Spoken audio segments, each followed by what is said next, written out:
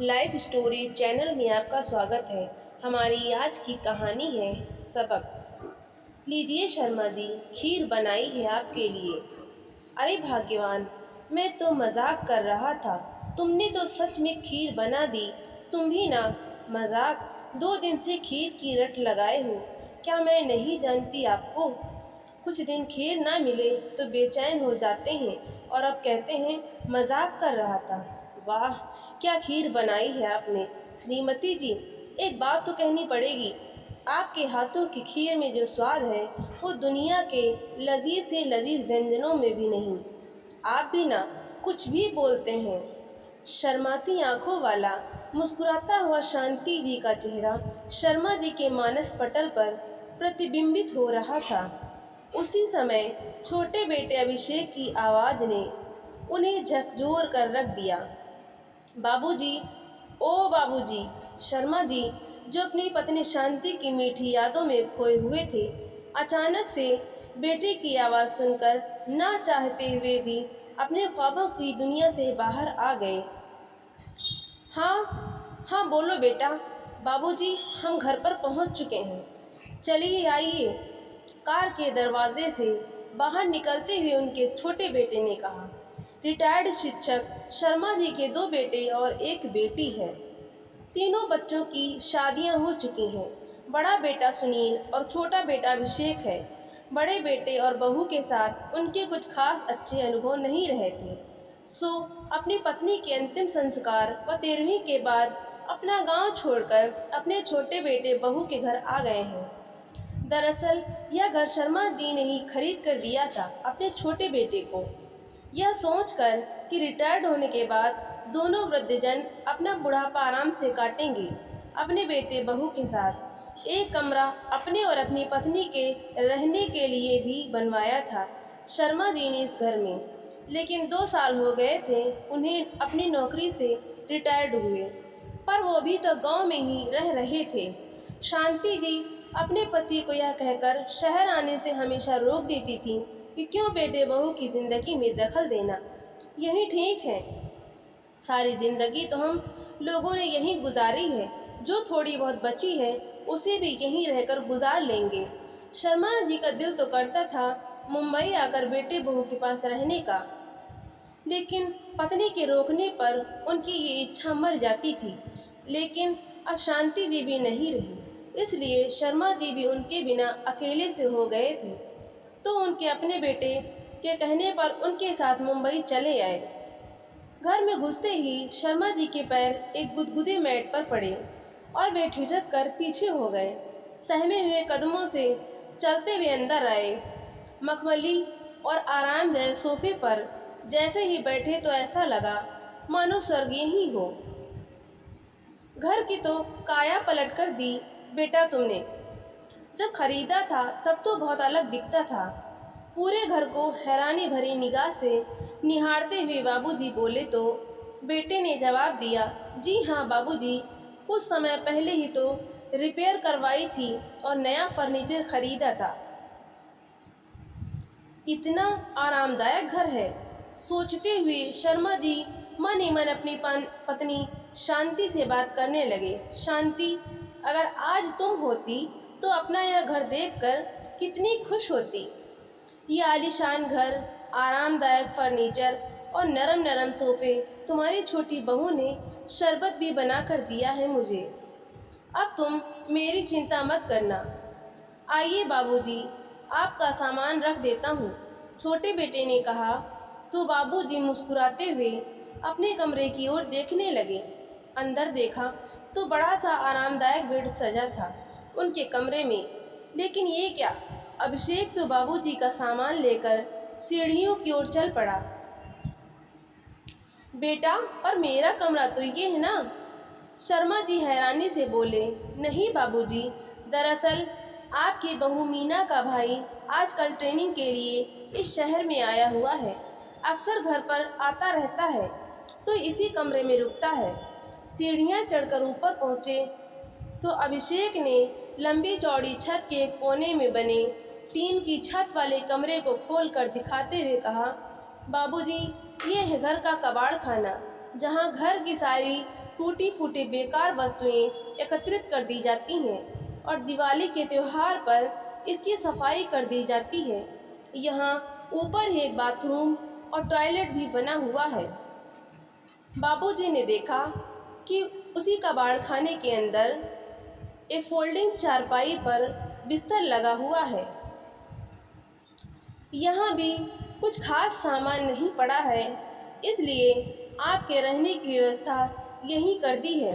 कहते हुए अभिषेक ने उसी चारपाई पर बाबूजी का सामान रख दिया। शर्मा जी के तो जैसे पैरों तले जमीन खिसक गई। उन्हें अपनी आँखों और कानों पर यकीन नहीं हुआ। उन्हें ऐसा लगा जैसे किसी ने उन्हें किसी ऊंचाई से जमीन पर धम से पटका हो। उन्होंने पलट कर देखा तो अभिषेक अपना कर्तव्य निभाकर उन्हें अकेला छोड़कर नीचे जा चुका था। सब देखकर बाबूजी से खुद को संभाल पाना मुश्किल हो गया। वो उसी चारपाई पर बैठकर सोचने लगे कि यह कैसी आधुनिक व्यवस्था है, जहाँ बच्चों के लिए तो अलग कमरा है, यहाँ तक कि आने जाने वाले मेहमानों के लिए भी अलग कमरे की व्यवस्था है, लेकिन घर के बड़े बूढ़े बाप के लिए नहीं। मेरे लिए यह कबाड़ का कमरा। कहते हुए अपने संदूक में से अपनी पत्नी की तस्वीर निकाली और अपनी चारपाई के पास रखे हुए एक बेंच पर रख दी। कोई और हो या ना हो, तुम मेरे साथ हमेशा रहोगी, शांति। कहते कहते उनकी आंखों के कोर से आंसू बह निकले। सोचने लगे, जब अपनी 35 साल की नौकरी पूरी करके सरकारी स्कूल से रिटायर्ड हुआ था तो इस दिन की कल्पना भी नहीं की थी कि यह दिन भी देखना पड़ेगा। जहाँ भी जाता था लोग मास्टर जी कहकर कितना सम्मान देते थे। इतनी इज्जत पाकर सीना गर्व से चौड़ा हो जाता था। अपना गांव छोड़ने का मन तो नहीं होता था, लेकिन पत्नी के जाने के बाद दोनों बेटों की दलीलों के आगे मैंने समर्पण कर दिया। आप वैसे भी बीमार रहते हैं, अकेले कैसे रहेंगे, खाना कौन पकाएगा, वगैरह वगैरह। अपनी इज्जत का वास्ता देकर गांव छोड़कर शहर आने को मना लिया और ले आए मुझे यहाँ कबाड़ बनाकर रखने के लिए। मेरी भी मति मारी गई थी कि मैं गांव का मकान और ज़मीन बेचने के लिए प्रॉपर्टी डीलर को कह आया। नहीं, अभी मैं कबाड़ नहीं हुआ हूँ। कहते हुए शर्मा जी ने अपनी आंखों के आंसू पोंछे और हाथ मुँह साफ करके नीचे उतरने लगे। नीचे से रह रहकर हंसी ठिठोली की आवाज़ आ रही थी। सीढ़ियों से नीचे उतरते हुए उन्होंने देखा कि अभिषेक अपनी पत्नी मीना और अपने साले के साथ मजाक मस्ती कर रहा था। सभी शाम की चाय का आनंद लेते हुए हंस पतिया रहे थे। जैसे ही बाबूजी आए, सब लोग सकपका गए। बाबूजी भी चाह रहे थे कि इस मनोविनोद में भाग लें, लेकिन उनके आते ही सभी को कुंठित होते देखकर उनका मन और उदास हो गया। देखा कि अभिषेक के दोनों बच्चे पार्क जाने की जिद कर रहे थे, तो बाबूजी उन्हीं के साथ पार्क चल दिए। पार्क में खेलते हुए बच्चों को देखकर कुछ समय के लिए अपने दुखों को भूल गए और उनकी मस्ती में शामिल हो गए। जैसे तैसे बाबूजी को धीरे धीरे शहर की आदत पड़ रही थी, लेकिन वो अच्छी तरह महसूस कर पा रहे थे कि उनके बेटे अभिषेक को अपने बाबूजी की उपस्थिति में असहजता महसूस हो रही थी। गांव से आए बाबूजी उन्हें अपने शहरी माहौल में फूहड़ प्रतीत हो रहे थे।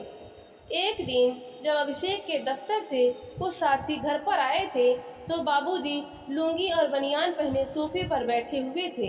बेटे के सभी दोस्तों ने उनसे अच्छे से बातचीत की, लेकिन अभिषेक को बाबूजी के पहनावे से शर्मिंदगी महसूस हो रही थी। अपने दोस्तों के जाते ही अभिषेक का गुस्सा बाबूजी पर फूट पड़ा और उन्हें अपने कमरे में यानी कि कबाड़ खाने में ही रहने की सख्त हिदायत दे दी गई। यूं ही दिन बीत गए और धीरे धीरे बाबूजी ने भी अपनी नियति को स्वीकार कर लिया। बाबूजी ने अब सब्जी और दूध लाने की जिम्मेदारी खुद ही अपने कंधों पर ले ली और बच्चों को भी बस स्टॉप तक ले जाते थे। ठीक ही था, खाली बैठकर उदास होने से तो थोड़ा टहल आते थे। बच्चों के साथ मस्ती मजाक भी हो जाता था और अपने हम उम्र लोगों के साथ कुछ बातचीत भी। आज सुबह जब बाबूजी रोजाना की तरह सुबह जागे तो इलायची बादाम वाला दूध पीने की इच्छा मन में हिलोरे ले रही थी। इतने में बहू की आवाज़ आई, लीजिए बाबूजी चाय। कहते हुए मीना चाय का प्याला बाबूजी के हाथों में थमा कर चली गई। देखा तो कप में वही काले रंग का शहरी काढ़ा था जिसे पीना शहरी लोग अपना स्टेटस सिंबल समझते थे। गांव में रोज सुबह पत्नी के हाथों इलायची वाला दूध पीने के आदी बाबूजी ने अपनी इच्छा मन ही मन में दबा दी, लेकिन हिम्मत नहीं हुई कि बहू को यह कह दे कि आज चाय नहीं दूध पीने का मन है। होती भी कैसे?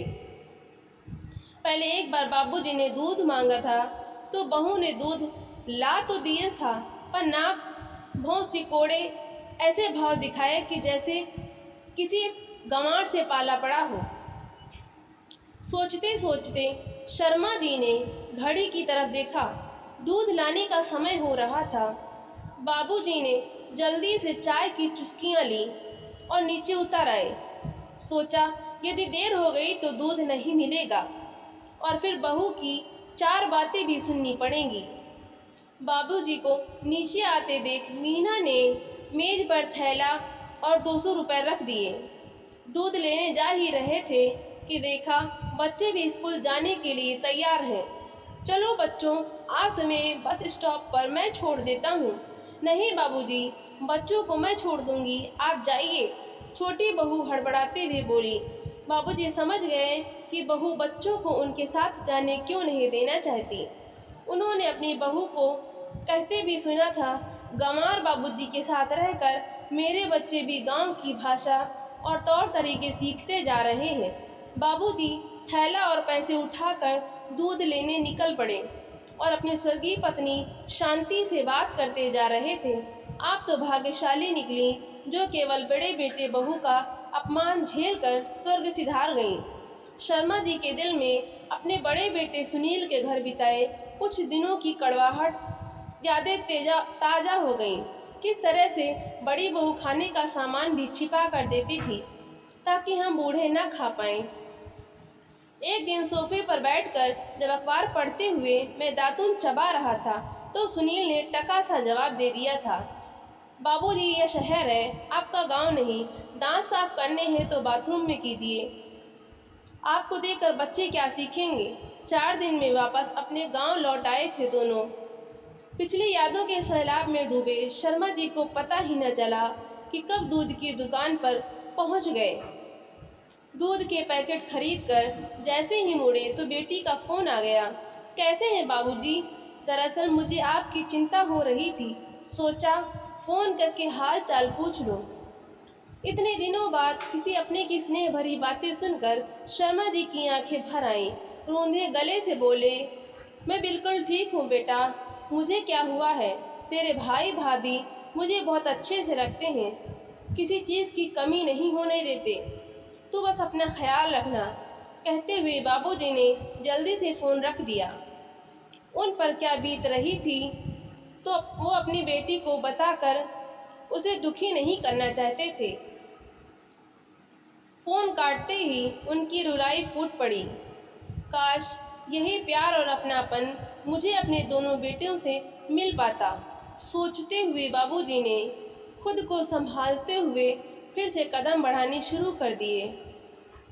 अपनी पीड़ा और वेदना को दिल में किसी कोने में छिपाए बाबूजी घर के बाहर खड़े हुए। तेजी से चलने के कारण उनकी सांस फूल रही थी, इसलिए कुछ पलों के लिए दरवाजे पर ही रुके। जैसे ही डोरबेल बजाने के लिए हाथ उठाया, अंदर से आती कुछ आवाज़ें कानों में पड़ी। आप बड़े भैया को क्यों नहीं कहते? बाबूजी को ले जाने के लिए वैसे भी 6 महीने हो चुके हैं उन्हें यहाँ रहते हुए। प्रॉपर्टी में हिस्सा तो वो भी लेंगे ना, तो बाबूजी की जिम्मेदारी केवल हम ही क्यों उठाएं? छोटी बहू मीना की आवाज़ें बाहर तक आ रही थी। चिल्ला क्यों रही हो? लगा तो रहा हूँ फ़ोन। अरे भैया, बाबूजी का क्या करना है, मतलब 6 महीने हो गए उन्हें हमारे घर आए, लेकिन आप और भाभी तो उन्हें ले जाने का नाम ही नहीं ले रहे हैं। ये सुनने की देर थी कि शर्मा जी को जैसे झटका लगा। दूध का थैला और बाकी बचे पैसे उन्होंने दरवाजे के बाहर ही रख दिए।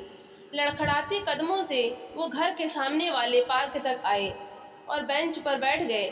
शायद मेरी किस्मत में ये भी देखना लिखा था। दूसरे घर की लड़कियों का क्या दोष निकालूं, जब अपने बेटे ही स्वार्थी निकले, कहते हुए बाबूजी अपनी बेबसी पर आंसू बहाने लगे।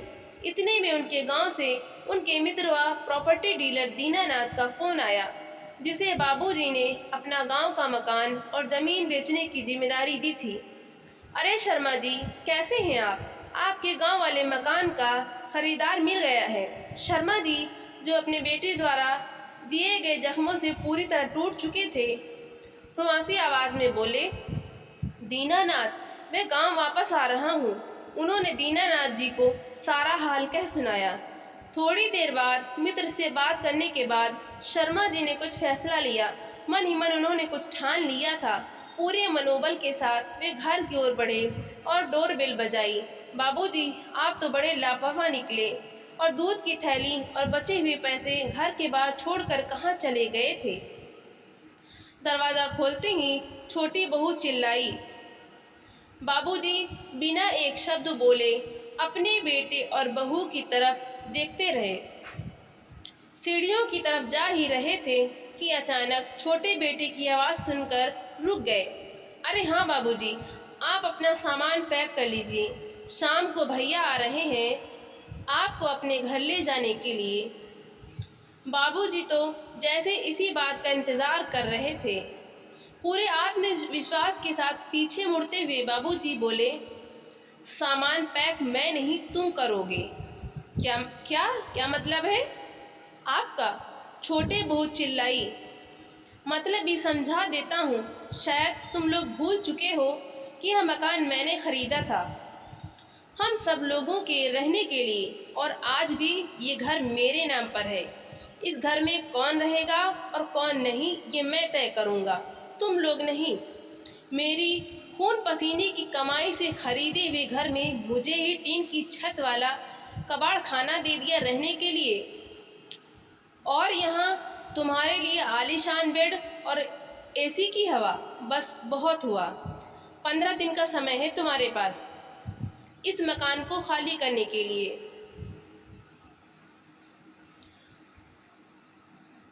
तो क्या आप अकेले इस मकान में रहेंगे? बेटा बोला, जी नहीं, इस मकान को बेचकर मैं वापस अपने गांव जा रहा हूँ, अपने पुराने मकान में, जहाँ मेरी पत्नी की यादें बसती हैं। कम से कम वहाँ मैं अपने पुराने मित्रों के साथ बैठकर हाल चाल तो बांट सकता हूँ। बाबूजी, आपने तो हमें पल में पराया कर दिया। बेटा बहू गिड़गिड़ाने लगे। ये फैसला लेने से पहले इतना भी नहीं सोचा कि इतनी जल्दी हम रहने का इंतज़ाम कैसे करेंगे। पराया किसने किसको किया है, ये तुम कभी आराम से बैठकर सोचना। और तुम्हारा पिता अभी तक इतना कठोर दिल नहीं हुआ, इसलिए जब तक तुम्हारा इंतज़ाम कहीं और नहीं हो जाता, तब तक तुम ऊपर टीन की छत वाले कबाड़ खाने में रह सकते हो। मुझे इससे भी कोई एतराज़ नहीं होगा। बेटा बहू हक्के बक्के होकर पिताजी की तरफ लगातार देख रहे थे, और बाबूजी गजब के आत्मविश्वास के साथ अपने उस कमरे की तरफ बढ़ गए जो उन्होंने अपने और अपनी पत्नी के लिए बनवाया था। आज पहली बार उन्हें मखमली गद्दों पर मकान से लेटने का सौभाग्य मिल रहा था।